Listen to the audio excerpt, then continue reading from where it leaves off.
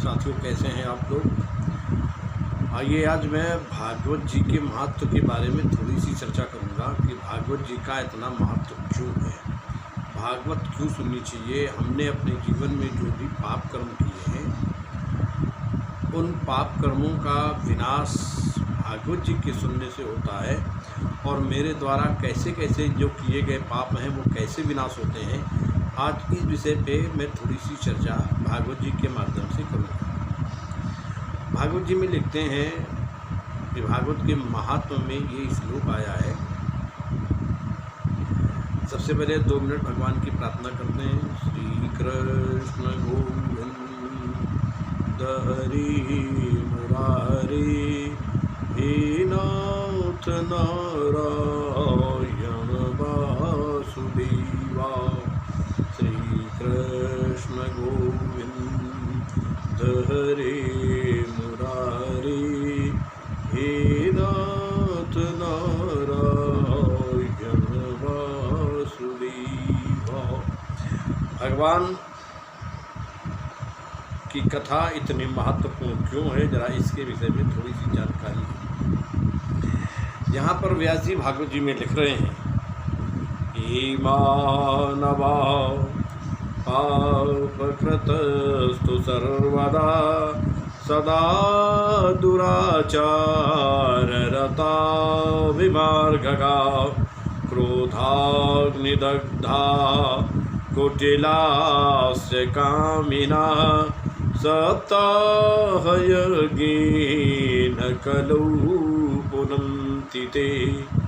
जो मनुष्य, हे मानवा पापकृतस्तु सर्वदा, जो मनुष्य हमेशा पाप कर्म करते रहते हैं, ऐसे व्यक्ति, उनको भागवत अवश्य सुननी चाहिए। हे मानवा पापकृतस्तु सर्वदा, जो हमेशा पाप कर्म करते रहते हैं, सदा दुराचाररता विमार्गगा, जो हमेशा दुराचारी हैं और विमार्गी हैं। विमार्गी का मतलब जो वेद के विपरीत चलते हैं। धर्म क्या है, अधर्म क्या है। जो वेद के अनुकूल चले उसे धर्म कहते हैं, और जो वेद के प्रतिकूल चले उसे अधर्म कहते हैं।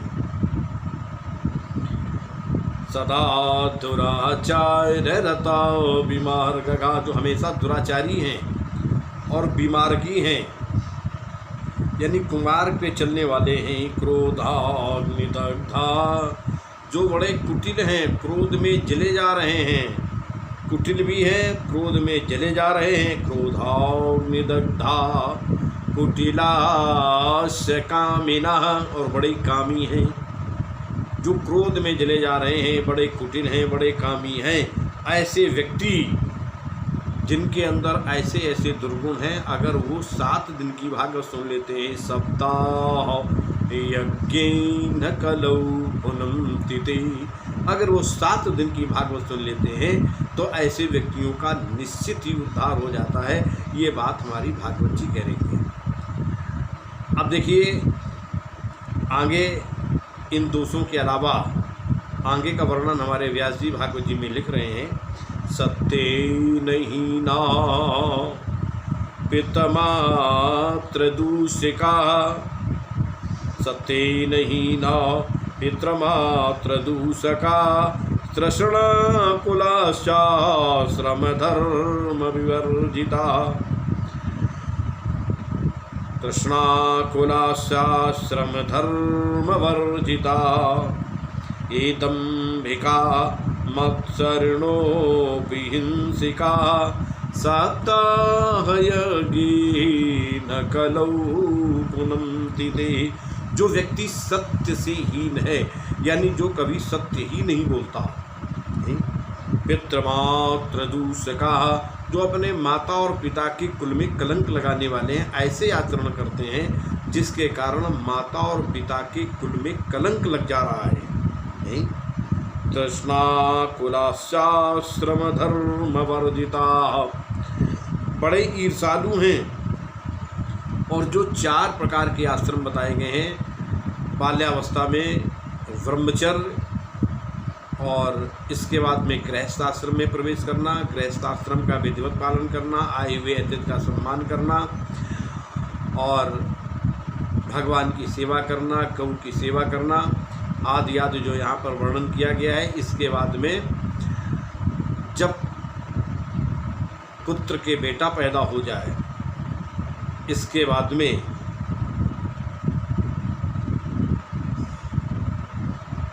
घर का त्याग करके जंगल में भ्रमण करने लगना और अंततो गत्वा संन्यास ले लेना। तो 4 प्रकार की जो यहाँ पर आश्रम बताए गए हैं। तो यहाँ पर व्यास जी लिखते हैं भागवत जी में, स्त्रषणाकुलाश्चाश्रम धर्म वर्जिता, यानी ब्रह्मचर्य व्रत का पालन करना और इसके बाद में गृहस्थाश्रम में प्रवेश करना, फिर इसके बाद में वानप्रस्थ हो जाना, फिर संन्यास लेना। ये चारों आश्रमों से जो रहित हैं, ये दम्भिका बड़े दम्भी हैं, केवल धर्म का आचरण नहीं करते हैं, आडंबर करते हैं। हरित भूमि तृण संकुले समुदि परे नहीं पंथ, जिमि पाखंड वादती लुप्त हों सदग्रंथ। जैसे बरसात के महीने में जगह जगह घासें उगाने से वास्तविक मार्ग दिखाई नहीं देता है, ऐसे ही कलयुग में तमाम पाखंडियों के उदय हो जाने से धर्म का मार्ग लोप हो जाएगा। जो केवल धर्म का दिखावा करते हैं, आडंबर करते हैं, वास्तविक आचरण नहीं करते हैं, वो दम्भी हैं। ऐसे दम्भी व्यक्ति मत्सरणोपि हिंसिका, और दूसरे की हिंसा करने वाले हैं, ईर्ष्या करने वाले हैं, चुगली करने वाले हैं, हिंसा करने वाले हैं। ऐसे व्यक्ति भी सप्ताह यज्ञेन कलौ पुनन्ति ते, अगर वो श्रीमद् भागवत की 7 दिन की कथा सुन ली तो उनका उद्धार हो जाता है। किसी भी जीव की हिंसा ना करना, ये बहुत बड़ा धर्म कहा गया है।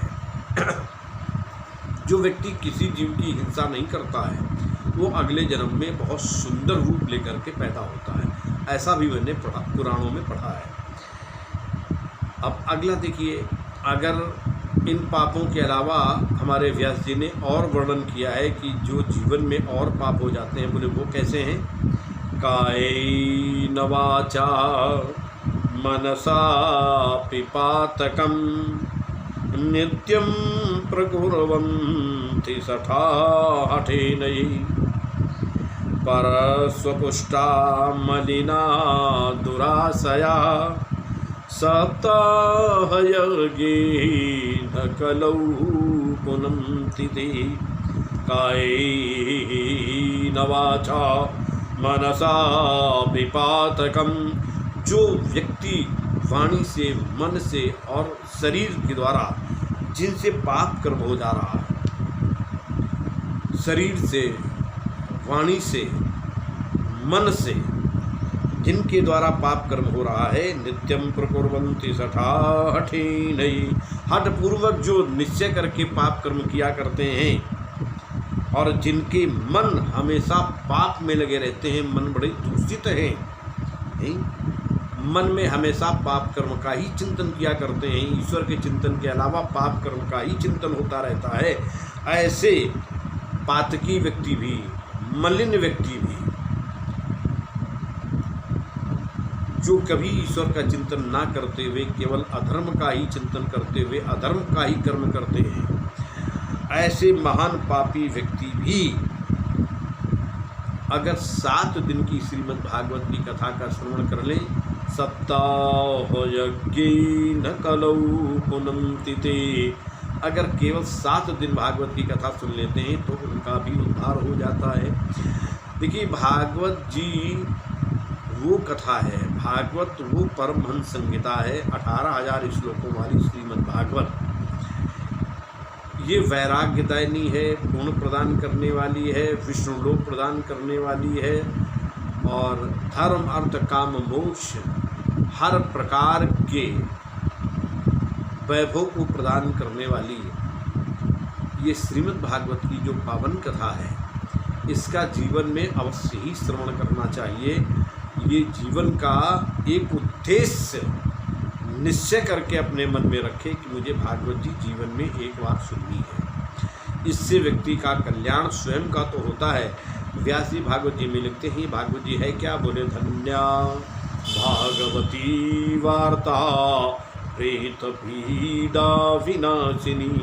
धन्य है भागवत की वो पावन कथा जो बड़े बड़े प्रेतों का भी उद्धार कर देती है, जो मरे हुए व्यक्तियों का भी उद्धार कर देती। जीवित तो उद्धार, जीवन में अगर कोई भागवत कथा सुनता है तो उसका तो उद्धार होता ही है, मरने के बाद भी उस आत्मा का भी उद्धार हो जाता है जिसने श्रीमद् भागवत की कथा को किसी तरीके से सुन लिया। जैसे हमारे धुंधकारी जी ब्राह्मण होते हुए जिन्होंने अपने ब्राह्मणत्व का नाश कर दिया और अंतोगत्वा गोकर्ण के द्वारा कथा कही गई और ये प्रेत रूप में इन्होंने उस कथा का श्रवण किया, तो इसके बाद जो गया में जाने पर भी जिनका उद्धार नहीं हुआ वो केवल भागवत की 7 दिन की कथा सुनने से इनका उद्धार हो गया। इसलिए इस भागवत को बहुत बहुत ही धन्य मानते हैं। और हमारे परीक्षित जी ने 7 दिन केवल कथा सुनी। ऐसी मान्यता है कि जिन व्यक्तियों को सर्प काट लेता है वो व्यक्ति मरने के बाद निश्चित ही नरकगामी होते हैं, लेकिन हमारे परीक्षित जी ने 7 दिन श्रीमद् भागवत की पावन कथा का श्रवण किया और सर्प के काटने के बाद भी ऐसे स्थान को प्राप्त किए जहाँ से जाकर के कभी व्यक्ति वापस नहीं आता है।